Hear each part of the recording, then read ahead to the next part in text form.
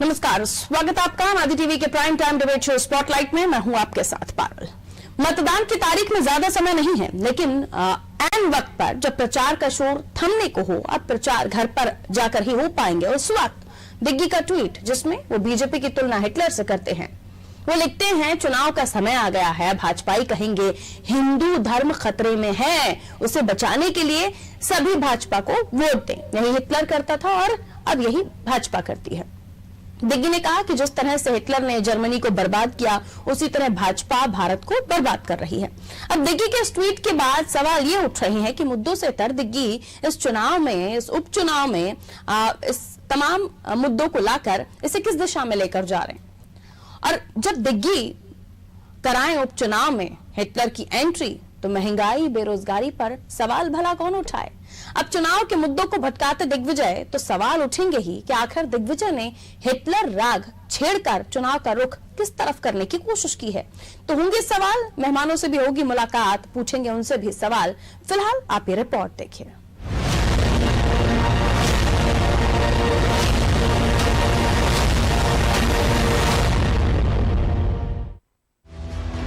मध्य प्रदेश में यूं तो माहौल चुनावी है और मुद्दों की कोई कमी नहीं।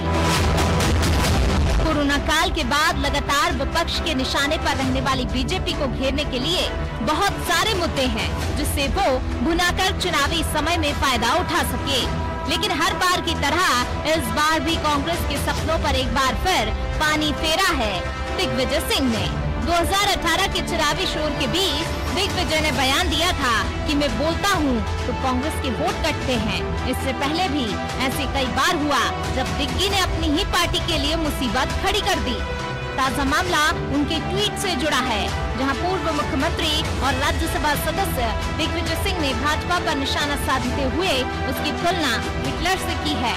उन्होंने ट्वीट कर कहा कि चुनाव का समय आ गया है, भाजपाई कहेंगे हिंदू धर्म खतरे में है, उसे बचाने के लिए सभी भाजपा को वोट दें। यही हिटलर करता था और यही भाजपा करती है। दिग्गी ने कहा है कि जिस तरह से हिटलर ने जर्मनी को बर्बाद किया, उसी तरह भाजपा भारत को बर्बाद कर रही है। दिग्विजय ने इस ट्वीट से एक बार फिर कांग्रेस को उन तमाम मुद्दों से भटकाया है जिससे वो बीजेपी को घेर सकती थी, जिनमें बेरोजगारी, महंगाई, स्वास्थ्य जैसे मुद्दे हो सकते थे। अपनी ही पार्टी को मुद्दों से भटकाकर दिग्विजय सिंह ने बीजेपी को बच के निकलने का मौका दे दिया है। लेकिन इस पर गृह मंत्री नरोत्तम मिश्रा ने पलटवार किया। उन्होंने कहा कि कांग्रेस खतरे में है, दिग्विजय सिंह अपना घर संभालें। उन्होंने कहा कि यह सब टुकड़े टुकड़े वाले लोग हैं, यह चाहते हैं कि कोई भी अराजक स्थिति बने और शांति कैसे फैले। इनका सिर्फ एक ही ध्येय है। मिश्रा ने कहा कि आप पूरे मामले को देखें, दिग्विजय सिंह का एक भी ट्वीट जबलपुर, धार, बड़वानी की घटना पर नहीं आया, बजरंग दल पर तत्काल आ गया। यह इनकी सोच को उजागर करता है। ये सब टुकड़े टुकड़े गैंग वाले लोग हैं। ये चाहते हैं कि कोई भी अराजक स्थिति बने, अशांति कैसे फैले। इनका सिर्फ एक ध्येय है। आप पूरे के पूरे उसके अंदर देख लीजिए, एक भी ट्वीट जबलपुर की घटना पर नहीं आया दिग्विजय सिंह का, धार का नहीं आया, बड़वानी का नहीं आया, और बजरंग दल पर तत्काल आ गया। ये इनकी सोच को उजागर करता है। मध्य प्रदेश में 1 लोकसभा और 3 विधानसभा सीटों पर उपचुनाव की वोटिंग 30 अक्टूबर को होनी है। इसको लेकर कांग्रेस और भाजपा दोनों ही पार्टी के नेताओं ने अपनी पूरी ताकत झोंक दी है। नेताओं में बयानबाजी तेज हो गई है। तमाम मुद्दों को अनदेखा करते हुए कांग्रेस के नेता दिग्विजय सिंह ने ट्वीट में कहा है कि जिस तरह से हिटलर ने जर्मनी को बर्बाद किया, उसी तरह भाजपा भारत को बर्बाद कर रही है। ऐसे में सवाल यही कि दिग्विजय सिंह को जनता के मुद्दों की फिक्र है भी या नहीं। ब्यूरो रिपोर्ट, अनादि टीवी।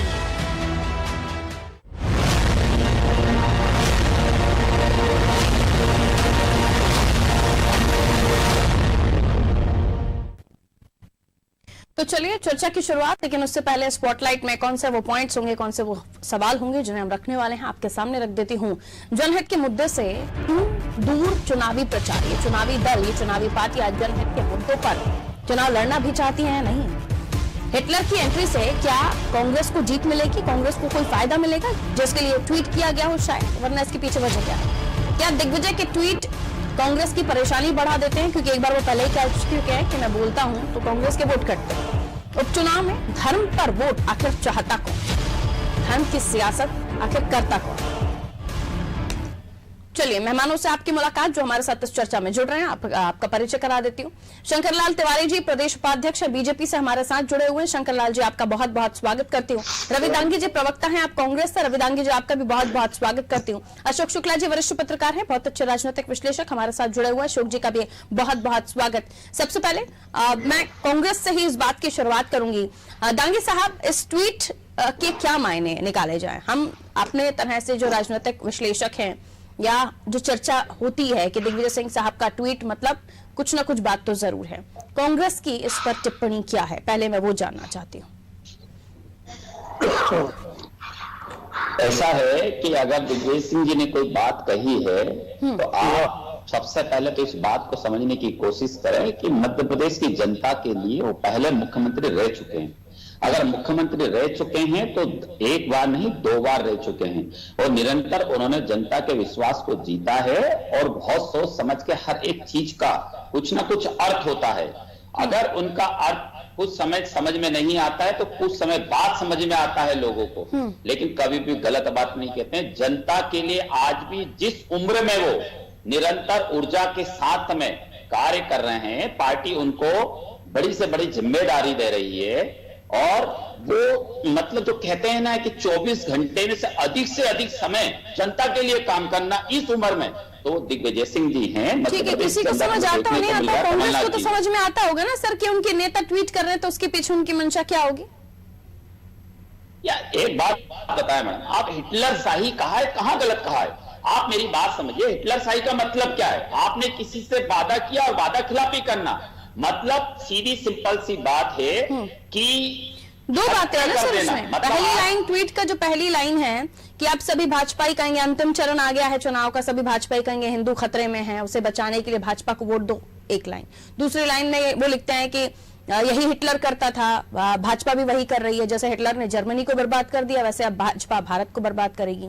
तो धर्म, हिंदू धर्म खतरे में है क्योंकि चुनाव आ गए। आज ये भारत जनता कह रही है ना, आप खुद देखिए मीडिया पर, अगर आप आम जन के बीच में माइक लेके जाइए ना, आम जनता का प्रत्येक नागरिक कह रहा है कि नहीं कह रहा है? आज पेट्रोल, डीजल और गैस की टंकी और आम जनता की जो महंगाई की मार पड़ रही है, तो वो ट्वीट में क्यों नहीं है सर? सवाल आज जो चर्चा हम कर रहे हैं, डिबेट, बहुत अच्छी पॉइंट पकड़ी आपने, इसी पर मैं आने वाली थी कि हमारी जो डिबेट है आज उसी चीज पर है कि एन चुनावी वक्त पर जब चुनाव प्रचार भी थम गया है और अब आप घर घर जाकर ही बता पाएंगे, ऐसे वक्त पर उनका ये ट्वीट आना मुद्दे नहीं है कांग्रेस के पास, आपके पास तो है। दिग्विजय सिंह साहब भूल गए कि प्रदेश में समस्या क्या है? आज एक बात बताइए, जिस मुद्दे पे आप बात कर रहे हैं ये मुद्दा नहीं है क्या? आज भारतीय जनता पार्टी ने जिस मुद्दे पर वोट मांगे थे वो एक भी काम किया है क्या? उल्टे काम किए, नोटबंदी की बात नहीं करी कर दी, जीएसटी की बात नहीं करी कर दी। तो ये वही तो सवाल है ना दांगी साहब, समझिए मेरी बात को कि इस ट्वीट में बेरोजगारी लिखा है कहीं, महंगाई लिखा है कहीं, या जो समस्याएं आप मुझसे यहाँ पर शेयर कर रहे हैं, दर्शकों के सामने टेलीविजन स्क्रीन पर, आदि टीवी पर कर रहे हैं, ये ट्वीट में है क्या? मसला तो वही है ना, चर्चा तो आज इसी बात पर है। अगर मुझे आप 1 मिनट देंगे तो मैं पूरी बात इस ट्वीट के दोनों आपको 1 मिनट पूरा दिया मैंने, जल्दी से करिए। हाँ, भारतीय जनता पार्टी जब भी चुनाव आता है, ये पूरी देश की जनता जानती है कि हिंदू मुस्लिम की बात करते हैं और हिंदुओं के वोट आ रही है। शंकरलाल तिवारी जी जरा से रुकिएगा सर, जरा से रुकिएगा, आ रही हूँ। एक्चुअली जरा दांगी साहब अपनी बात में खुद ही फंस गए हैं, वो पहले कुछ और कह रहे थे फिर आप कुछ और कह रहे हैं। 2 लोग चला रहे हैं ना, रंगा बिल्ला जिनको कह रहे हैं, मतलब आप समझिए नरेंद्र मोदी, अमित शाह के अलावा कोई अगर बात कर, आपने कहा महंगाई, बेरोजगारी, फलाना ठिकाना, वो ट्वीट में कहा है? दिग्विजय सिंह साहब मुद्दों पर बात नहीं करना चाहते, एन चुनावी वक्त पर हिंदू धर्म खतरे में है लाकर वो किस तरफ चुनाव का रुख करना चाहते हैं, किस तरफ कांग्रेस पार्टी के लिए वोट मांग रहे हैं? वो भारतीय जनता पार्टी की हिंदू मुस्लिम की बात पूरे देश में करने की कोशिश करती है, वोट लेने की बात करती है, तब कर रहे हैं ना। हिटलर शाही का मतलब क्या है? हिटलर शाही का मतलब यह है कि आपने जो बात की उस पर काम नहीं करती और आप देश के प्रति काम और विचार करने वाले लोगों को देशद्रोही बताते हो। दिग्विजय सिंह साहब के लिए प्रिय मुद्दा यही है, इतना स्वीकार कर लीजिए। सिर्फ मेरी बात समझिए, धर्म के नाम पर जनता को बगलाना, जनता को बहकाना, जनता को कहीं न कहीं करे तो बीजेपी, उन्होंने तो पहले ही ट्वीट कर दिया कि चुनाव का अंतिम चरण आ गया, अब बीजेपी ये कहेगी। अरे कहेगी तो उसको आप पहले से ही सारी चीजें कह रहे हैं, और बाकी आपके ट्वीट में वो मुद्दे नहीं दिख रहे हैं। नरोत्तम मिश्रा साहब कह रहे हैं कि बजरंग दल पर आप बात करते हैं, बाकी किसी पर बात नहीं करते। कांग्रेस का एक भी आंदोलन जहां हुआ है वहां पर आप जाके देखिए, हिटलर शाही नहीं चलेगी, तानाशाही नहीं चलेगी। हम ये आज से नहीं, निरंतर जब से मोदी जी ने उल्टे टाइमिंग और ये ट्वीट बहुत मैटर करता है आज की चर्चा में। आ रही हूँ शंकर लाल तिवारी जी, शंकर लाल तिवारी जी। नहीं चलेगी, तानाशाही नहीं चलेगी। ठीक है सर, आ रही हूँ। जर्मनी को बर्बाद किया हिटलर ने, भारतीय जनता पार्टी देश को बर्बाद करेगी। जोड़ा है इसको इसलिए जा रहा है कि हिंदू धर्म खतरे में है। दिग्विजय सिंह साहब ने कर दिया। आ रही हूँ प्रॉपर पर्याप्त टाइम दिया दांगी साहब मैंने आपको, जरा सा समय कीजिए सर। दांगी साहब पर्याप्त समय दिया मैंने आपको, एक सेकंड मुझे बताइए, पर्याप्त समय दिया सर मैंने आपको। ऐसे बीच में इंटरप्ट करेंगे मैं आगे मेहमानों की तरफ नहीं बढ़ पाऊंगी। तो आप मुझे बताइए, देश बर्बाद हो रहा है कि नहीं? अरे तो आगे पूछने तो दीजिए भारतीय जनता पार्टी से कि देश बर्बाद हो रहा है या नहीं, पूछूं तो सही ना। आ रही हूं, अब रुकिए जरा। हाँ शंकर लाल तिवारी जी कहिए, देश को बर्बाद करना चाहते हैं आप लोग। ये ट्वीट दिग्विजय सिंह साहब ने किया है, और बहुत अच्छे से सर आप लोग माउल्ड कर लेते हैं तमाम चीजों को, कि उन्होंने जरा सी हिंदी आपने पकड़ लिया, मुद्दे गए। बताइए। मैं आपको एक बात कहना चाहता हूं, और मेरा गंभीर आरोप कि चुनाव के समय हो और चाहे देश में आतंकवादी घटनाओं का समय हो, चाहे बॉर्डर के अंदर किसी तरह की हलचल हो पाकिस्तान के या कहीं भी, ये व्यक्ति जो दिग्विजय सिंह नाम का है, ये रीता हुआ चुका हुआ घड़ा, जिसके पास न जनता का कोई समर्थन है और कांग्रेस में कोई बचा नहीं है, तो अब ये दिग्विजय सिंह जैसे ही पहलवान है। दिग्विजय सिंह अपने आप को अल्पसंख्यक वोटरों का ठेकेदार मानते हैं। उनके दिमाग में ये है कि अल्पसंख्यक वोट जो है उसका ठेकेदार कांग्रेस का जो टेंडर है, सोनिया जी ने दिग्विजय सिंह को अर्जुन सिंह के बाद दे रखा है, और वो निरंतर कहीं की बात हो, कोई भी बात हो, और ये गंभीर आरोप मेरा है। बीजेपी के अल्पसंख्यक वोटर कटते हैं क्या दिग्विजय सिंह साहब के नाम से? नहीं, ऐसा कुछ नहीं। और उनका अपने प्रयास, उनका अपना खूब प्रयास। मैं आपके इस डिबेट के माध्यम से चुनाव आयोग से कहूंगा कि इस तरह के नेताओं के बयान को संज्ञान में ले, क्योंकि ये सिर्फ चुनाव के जमात चुनाव प्रचार भी बंद हो गया। आज जो है आप जवाब तो प्रचार पूरा कर रहे हैं, वो कह रहे हैं अंतिम चरण आ गया है चुनाव का, अब हिंदू धर्म खतरे में आ जाएगा, ये भारतीय जनता पार्टी ऐसा प्रचार करने लगी, ऐसे बोल रहे हो? वो ठीक समझ रहे, कांग्रेस का अंतिम चरण ही आ गया। आपने पूछा कि महंगाई चिल्लाते बेरोजगारी पर ट्वीट क्यों नहीं किया, कोई जवाब नहीं है कांग्रेस प्रवक्ता के पास। और आप आपकी तो बल्ले बल्ले हो जाती ना ही पूछे तो अच्छा है। हमारी बल्ले बल्ले आपके आशीर्वाद से, जनता के आशीर्वाद से, चारों मीडिया का आशीर्वाद कह रहे हैं, ये भारतीय जनता पार्टी के महोदय हैं, मतलब जनता का आशीर्वाद तो अलग है, लेकिन मीडिया के सिर्फ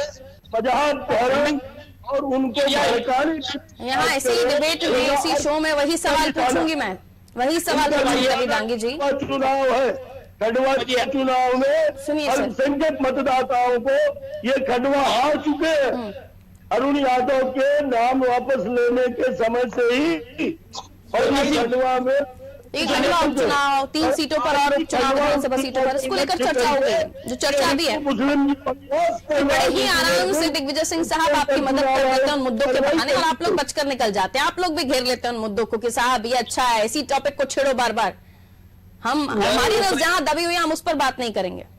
मेरी बात समझिए, ये एक बात और समझ लीजिए कि ये भविष्य लगता है।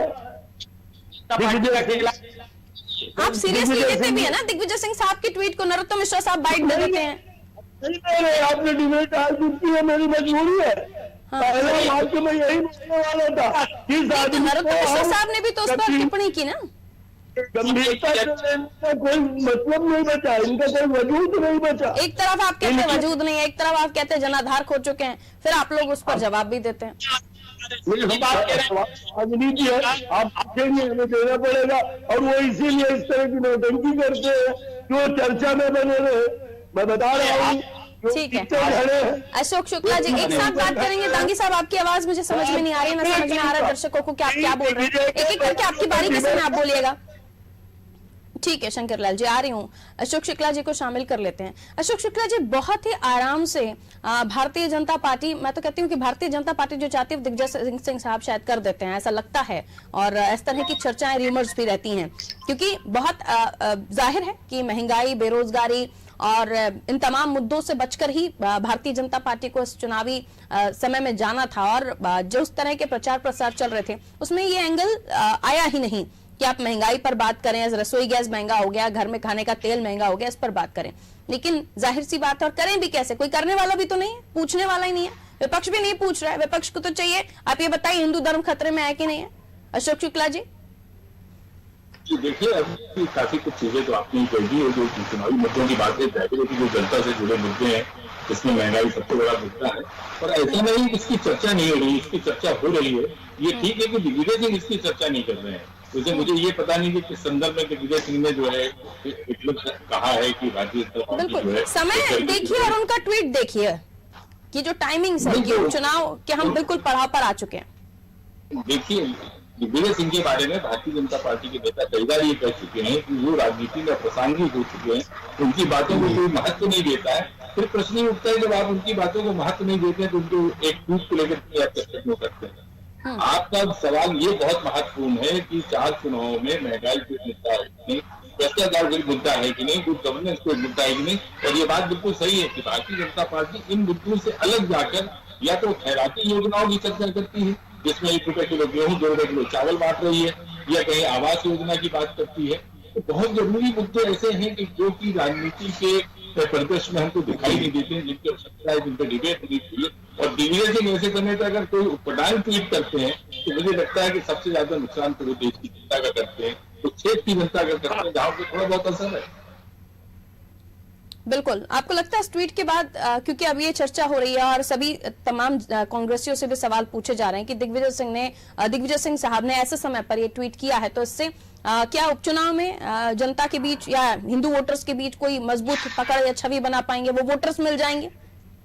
कोई फायदा दिख रहा है आपको इस ट्वीट से? इस तरह का ट्वीट का ना तो किसी को कोई फायदा मिलेगा, न इसका कोई नुकसान होगा। नेताओं के पास में करने के लिए कुछ जब नहीं होता है तो वो ट्वीट खेलते हैं। ये तो कह चुके हैं, ये कमलनाथ जी के बारे में अभी शिवराज जी ने कहा कि वो ट्वीट खेलते हैं, दिग्विजय सिंह भी ट्वीट खेल रहे हैं। अरे आप जनता के मुद्दों को लेकर जनता के बीच में जाइए, उसके लिए लड़ाई लड़िए आप, और जनता का हित कीजिए।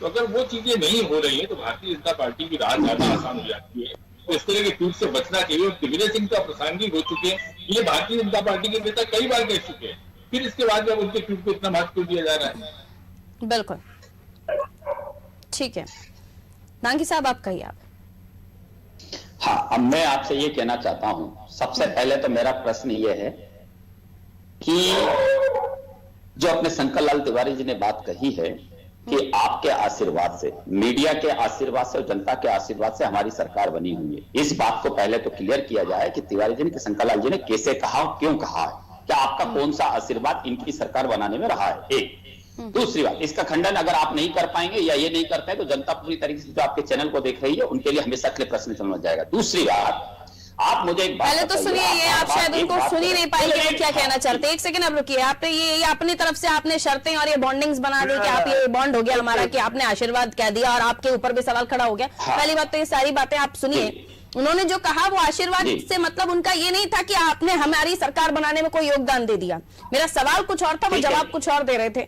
और दूसरी बात रही कि उनको खंडन करना चाहिए, उनको खंडन, इसलिए हम नहीं बैठे ना सर, हम बैठे हैं कि दिग्विजय सिंह साहब को कांग्रेस की चिंता है कि नहीं।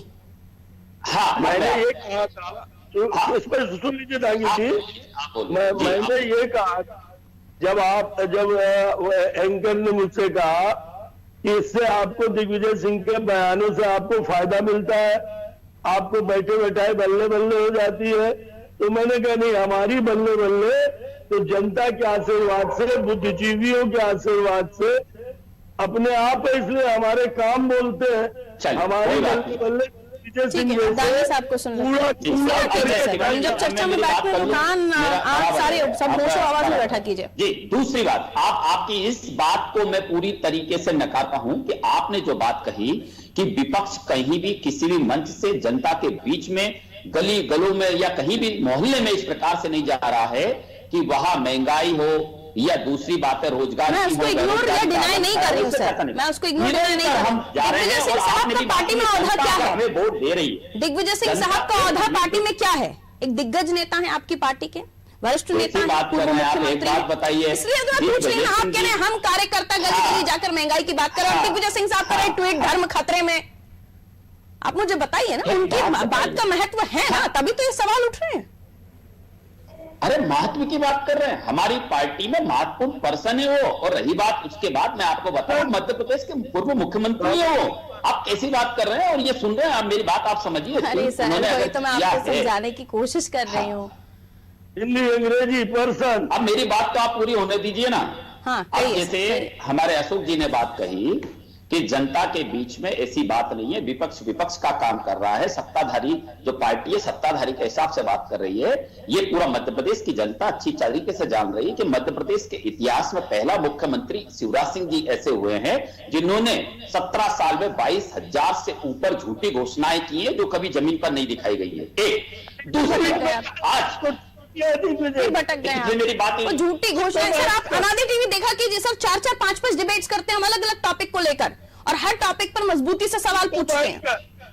दांगी साहब, दिग्विजय सिंह साहब महत्वपूर्ण नेता हैं कांग्रेस में और विपक्ष में भी बहुत बड़े नेता के तौर पर जाने जाते हैं। हिटलर साई की बात नहीं कहूं, आपने धर्म के खतरे की बात करी, धर्म पे बात नहीं करूं क्या मैं?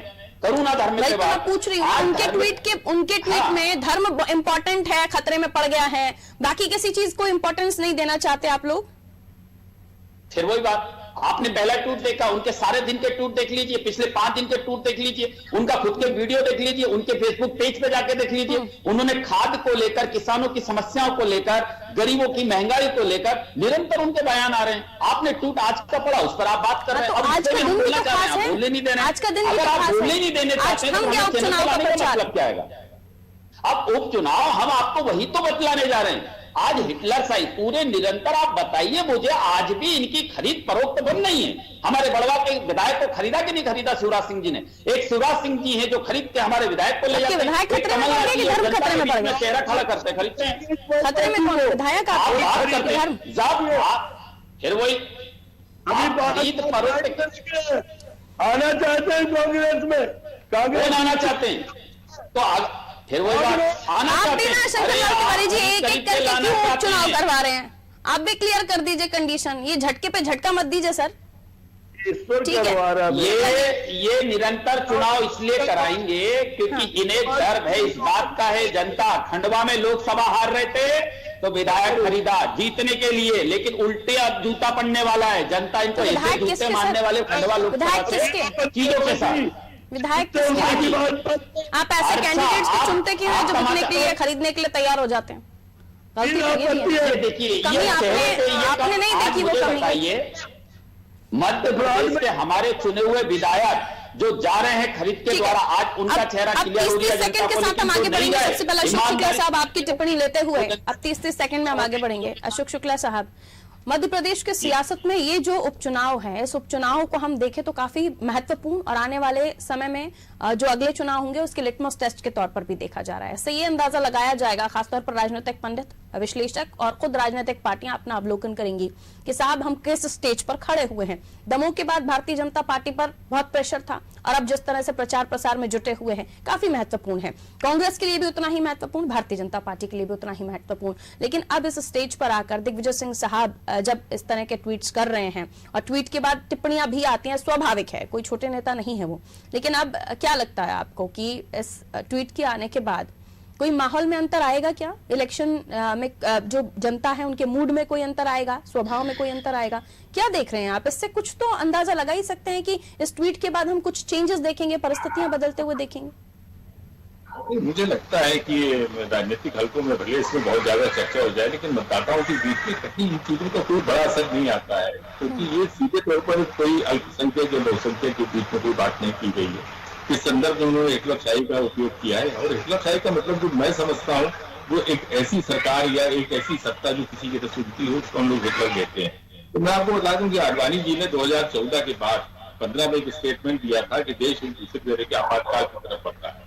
तो मैं अब इस पे नहीं जाऊंगा, लेकिन आपके जो दूसरा मुद्दा है कि चुनाव कितने अहम है, चुनाव बहुत महत्वपूर्ण है, शिवराज जी की लोकप्रियता दांव पर लगी हुई है, तो कांग्रेस का पूरा राजनीतिक भविष्य दांव पर लगा हुआ है। अगर इन 4 चुनावों में अगर कांग्रेस को ठीक ठाक सफलता नहीं मिलती है तो आप ये मान लीजिए कि कमलनाथ भी गए, दिग्विजय भी गए और अजय सिंह राहुल, बहुत सारे नेता जो हैं वो बदल जाएंगे। तो ये दांव कौन सा चला उन्होंने, कौन सी स्ट्रैटेजी अपनाई उन्होंने दिग्विजय सिंह साहब? मुझको लगता है कि अंधेरे में उन्होंने कोई तीर चलाया है, जिसे आप लोगों ने पकड़ लिया है, मीडिया ने पकड़ लिया। इसका कोई मतलब नहीं, इसका कोई औचित्य नहीं है और इसका कोई असर नहीं आएगा चुनाव पर, आप देख लीजिएगा। लेकिन गंभीरता से तो इसलिए लेना पड़ जाता है ना सर, दिग्विजय सिंह साहब जो ट्वीट करें और उसमें कोई पीछे उनके कोई सेंस नहीं हो, पार्टी के लिए मुसीबत खड़ी ना कर रहे हो, तो ये सर सवाल तोड़ते ही हैं। अशोक शुक्ला जी, मैंने पहले भी आपसे कहा, हितेश वाजपेयी बोल चुके, लोकेश पारस सर बोल चुके, नरोत्तम मिश्रा जी कह चुके कि आप अप्रासंगिक है।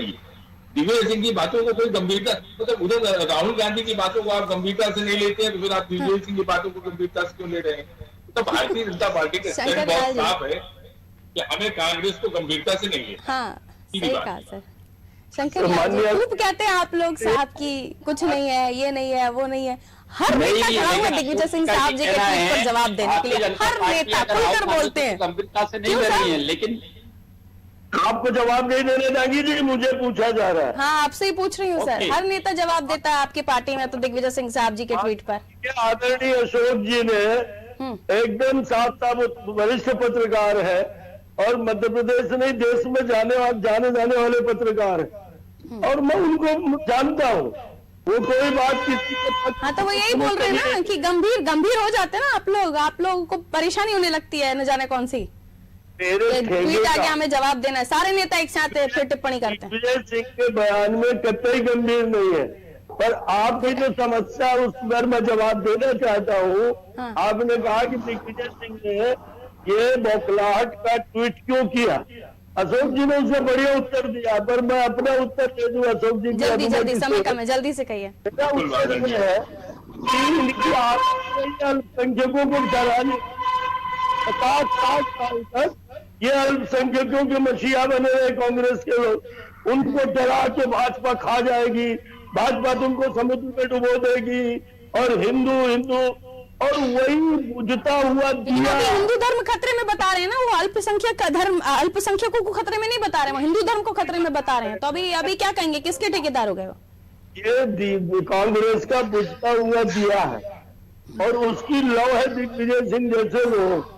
तो जब उस दीपक बुझने लगता है ना तो वो एकदम लपा लेता है हमारे और इसलिए चिंगारी ऐसा बोल रहे हैं संसद वोटों को। और आज भी वही पुरानी था कि हम डरा देंगे, अरे हिटलर आ गया, हिंदुओं को ये करेंगे। और कम है दांगी जी, पूरी तरीके से हार रहे, हजारों में नहीं लाख के आसपास आते हैं और पार्टी की विधानसभा भी हार रहे दिग्विजय। ठीक है सर, ठीक है, समय जरूरत नहीं देता। दांगी जी जल्दी 30 सेकंड आपके। हाँ बिल्कुल, मेरा ये कहना है, देखिए मेरी बातों में यहाँ पर मेरे को अशोक जी की भी बात सुनने में जो मुझे महसूस हुआ है, उन्होंने कहीं ना कहीं भारतीय जनता पार्टी का ही पक्ष रखने का कार्य करा। अगर वो ये कहते कि दोनों पार्टियां अपने अपने स्तर पर काम कर रही हैं, लेकिन मेरा ये कहना है दिग्विजय सिंह का हर एक ट्वीट, हर एक बात का कहीं ना कहीं कारण निकलता है। दूसरी बात, मेरी बात समझिए, हिटलर शाही का उन्होंने बहुत अच्छा उदाहरण दिया है अशोक जी ने बहुत बढ़िया कहा है कि हिटलर शाही मतलब आप भी जान रहे हैं, मैं भी जान रहा हूं, हिटलर शाही मतलब सुनना नहीं। मध्य प्रदेश और देश की आज जो सरकार चल रही है, नरेंद्र मोदी जी, अमित शाह दोनों चला रहे हैं, अडानी अंबानी उनके साथ हैं। आप मेरी बात समझिए, इस देश के अंदर मुझे एक भी सांसद बता दीजिए जो अपने संसदीय क्षेत्र, एक विधायक बता दीजिए जो अपने विधायक क्षेत्र में काम कर पा रहा हो। समय इजाजत नहीं देता सर, माफी के साथ आप लोगों से विदा लेनी होगी। बहुत बहुत शुक्रिया आप तीनों का हमारे साथ चर्चा में जुड़ने के लिए। शंकर लाल जी बहुत शुक्रिया, अशोक शुक्ला जी बहुत शुक्रिया, आप हमारे साथ जुड़े। रवि दांगी जी आपका भी बहुत बहुत शुक्रिया, आप हमारे साथ इस चर्चा में जुड़े। तो चुनाव में अब एक बार फिर ऐन मौके पर जब प्रचार प्रसार का जो शोर है वो थम गया है, एंट्री हो गई है धर्म को लेकर। और फिर दिग्विजय सिंह साहब का ये ट्वीट कि धर्म खतरे में है। और दिग्विजय सिंह साहब जब भी इस तरह के ट्वीट करते हैं तो सियासत अपने आप पर चरम पर आ जाती है। और इसके बाद बयानबाजियों का दौर, नरोत्तम मिश्रा साहब का दौर, भूपेंद्र सिंह साहब का बाइट, इस पर बयान आना, तो अलग अलग तरीके से अब इस मामले में सवाल उठने लगे हैं कि आखिर ऐन चुनावी समय पर इस तरह का ट्वीट दिग्विजय सिंह साहब ने किया तो क्या कांग्रेस के पास और कोई मुद्दे नहीं है ऐसी समय पर, क्योंकि टाइमिंग्स बहुत महत्वपूर्ण है कि जब उपचुनाव को लेकर ऐन मौके पर हम ऐन समय पर खड़े हुए हैं और ऐसे समय पर अगर वो ऐसा कोई ट्वीट करते जिससे सरकार को घेरा जा सकता था, खासतौर पर मध्य प्रदेश की सरकार को। लेकिन ऐसा कोई ट्वीट नहीं। उनका कहना है कि हिटलर है भारतीय जनता पार्टी, और जिस तरह से हिटलर ने जर्मनी को बर्बाद किया वैसे भारतीय जनता पार्टी ने मध्य प्रदेश को बर्बाद करेगी। तो कई तरह की बयानबाजी यहाँ पे और भी सुनेंगे आप, क्योंकि अभी तो घर घर जाकर प्रचार प्रसार करना, फिर ये ट्वीट है और उपचुनाव हो तो थोड़े आप ठीक है आपको इजाजत भी मिल जाती है। तो आने वाले समय में इस उपचुनाव से पहले और भी देखिए क्या क्या देखने को मिलता है। दीजिए इजाजत, रखिए अपना ख्याल, नमस्कार।